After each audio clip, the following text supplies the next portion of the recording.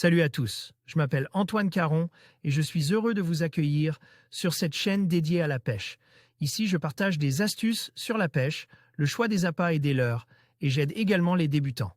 Abonnez-vous pour rester toujours au courant. Et maintenant, passons au sujet du jour. Bonjour à tous. Dans cette vidéo, je vais vous parler de l'impact du vent lorsque l'on pêche en Méditerranée. En tant que passionné de pêche, j'ai souvent constaté à quel point les conditions météorologiques peuvent influencer notre expérience sur l'eau. Je vais partager avec vous des conseils pratiques pour mieux comprendre comment le vent affecte les poissons, les techniques de pêche et même notre sécurité. Que vous soyez débutant ou pêcheur expérimenté, ces informations vous aideront à optimiser vos sorties en mer. Alors, restez avec moi et découvrons ensemble ce phénomène fascinant. Écoutez cet article. La vitesse du vent. Le vent est un phénomène météorologique que l'on rencontre souvent au bord de l'eau. En fonction de sa vitesse, le vent crée des conditions propices, ou non, pour la pêche. La vitesse du vent est sans doute le facteur le plus important puisque c'est lui qui dicte si la mer est praticable ou non. Un vent très fort crée de grandes vagues et peut rendre une sortie de pêche dangereuse. Du bord, la vitesse du vent peut nous empêcher de nous positionner face à lui et d'inévitablement limiter les spots. On peut toutefois s'en servir en se plaçant dos à lui pour augmenter nos distances de lancer. En bateau, même dans une zone à l'abri des vagues, l'embarcation va dériver à grande vitesse et limiter nos possibilités de pêche.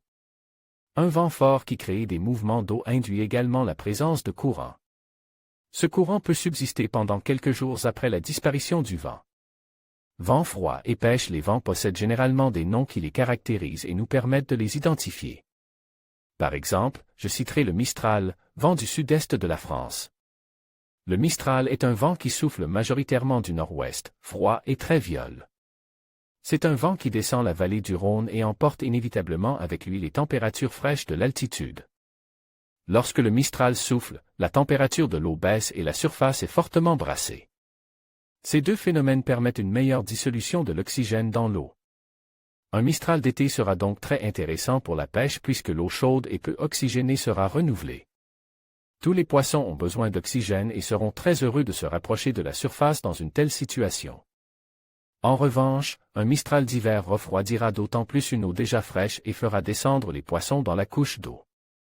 Il est donc important de comprendre les effets d'un vent en fonction de la saison. Vent chaud et pêche. Tout le contraire du Mistral, le Sirocco est un exemple de vent qui provient du Sahara et qui est donc très chaud. Le Sirocco souffle généralement du sud-sud-est et apporte avec lui la température et la poussière du plus grand désert chaud du monde.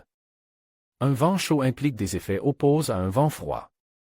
Le vent chaud, bien qu'il brasse la surface de l'eau, ne la fait pas baisser en température et l'oxygène s'y dissout donc moins bien.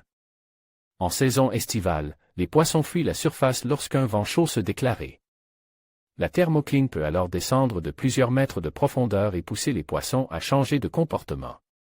De manière générale, un vent de mer poussera les poissons vers le rivage grâce au courant qu'il crée. Ce phénomène est important puisqu'il nous permet de pêcher des espèces pélagiques près des côtes, dont un exemple, la dorade coryphène. Poisson exotique qui raffole des eaux très chaudes.